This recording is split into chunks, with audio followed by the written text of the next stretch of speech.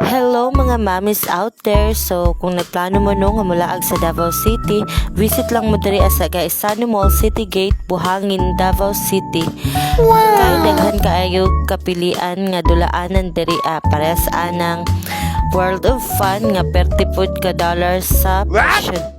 Og karon kani si banker namo among bossing nagpangalot sa iyang upaw kay diri man napilian sa mga bata nga modula diri sa Kids Paradise ug mao na ilahang presyo, ilang admission fee is Monday to Friday 1 hour is 150 pesos.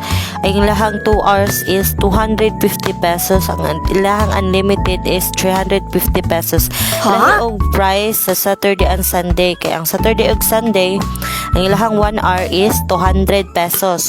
What? Ang ilahang 2 hours is 300 pesos. Din ang ilahang unlimited is 400 pesos. Kada bata, yes, kada bata siya.